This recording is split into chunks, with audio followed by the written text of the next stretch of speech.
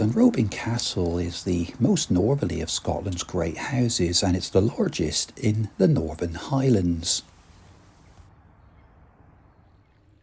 The castle resembles a French chateau with its towering conical spires, and is influenced by the work of Sir Charles Barry, who also designed the Houses of Parliament in London. One of the reasons why I wanted to visit the Dunrobin estate is because it has its own railway station.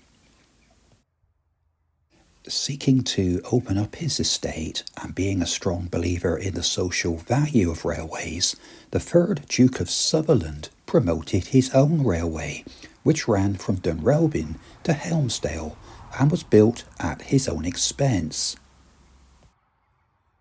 The 14.5-mile section of railway was officially opened by Queen Victoria's daughter in 1871, and the Duke even purchased his very own steam engine and 2 carriages, which he used for travelling to and from Inverness.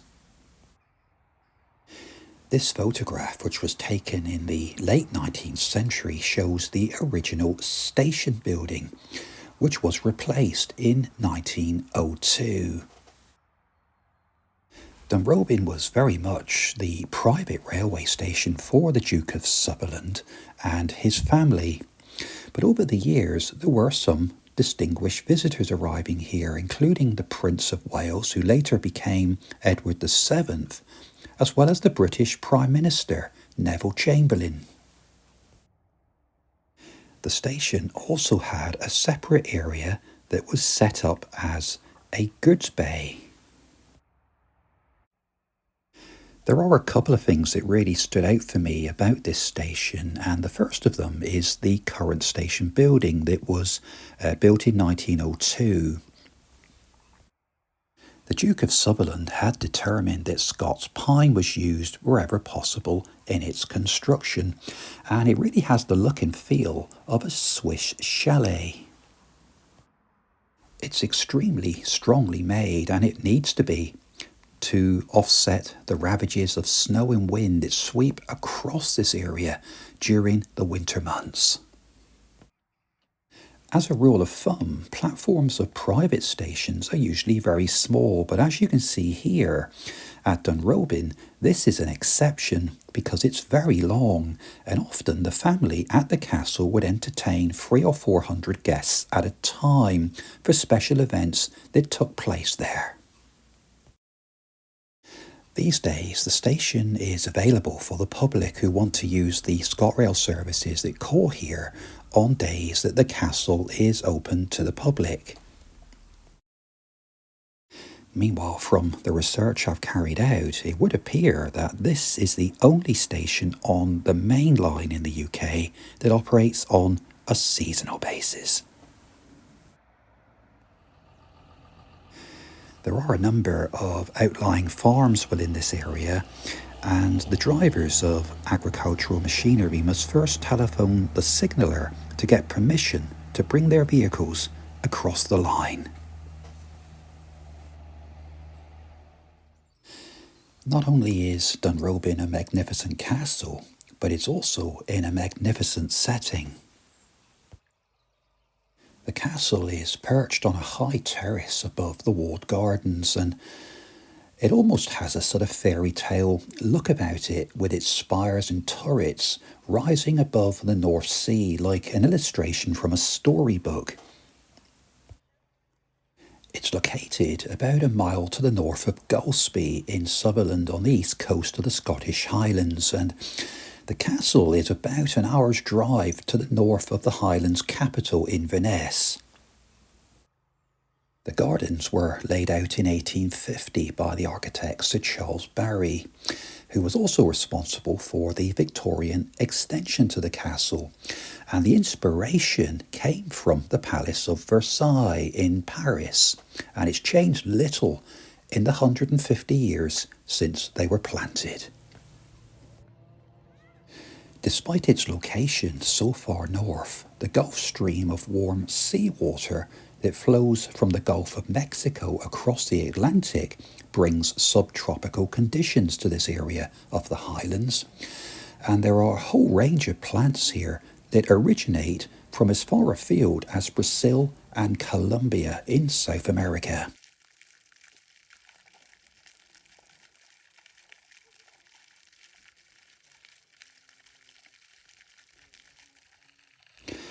The gardens really are a riot of colour and also offer peace and tranquility within a beautiful setting with an abundance of wildlife.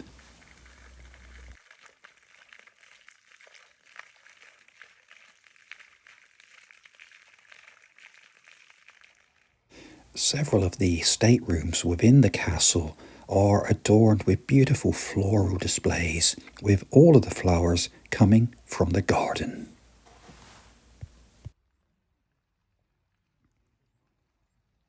No visit to Dunrobin Castle is complete without witnessing the daily birds of prey flying demonstrations that take place on the castle lawn, and there are displays at 11:30 in the morning and 2:30 in the afternoon. So let's head across and take a look.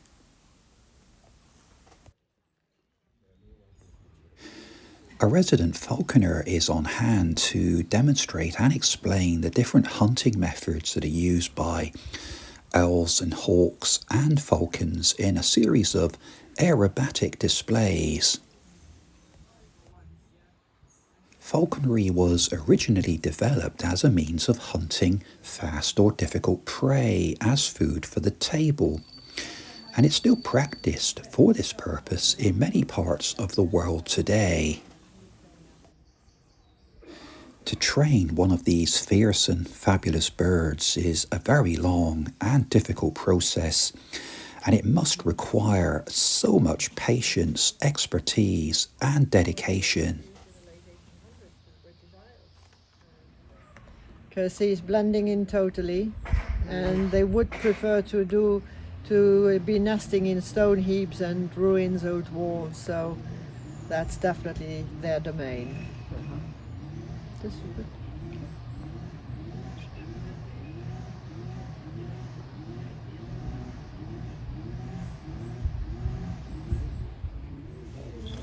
You've got a camera then?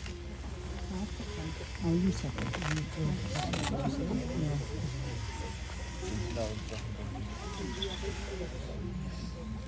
Here this afternoon. Hawks have a different physique to the falcons. We have one eater. We flew Amigo this morning. We have Hector. We also have Aggie. So all Spanish names coming from there. The hawk has got a very special part to the digestion system, as well with the falcons. It enables them in the wild, and they've evolved with this to enable them to store food very quickly.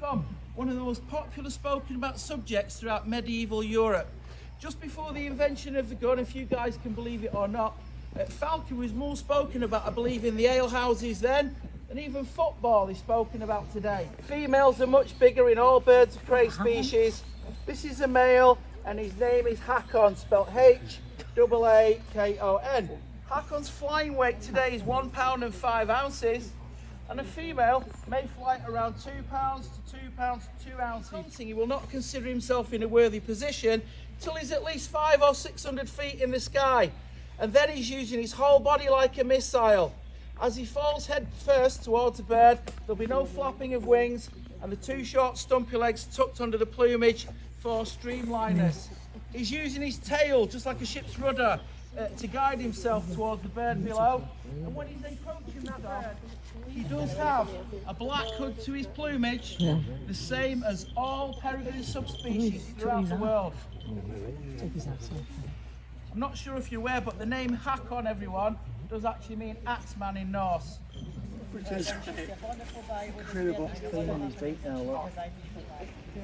Didn't realise the eyes were yellow. And as they get to about 3 or 4 months old, it starts to go yellow. I think the eyesight must be incredible. His eyesight, I think they can focus at 10 days old, but yes, it's very good because that's his main thing that he uses for hunting.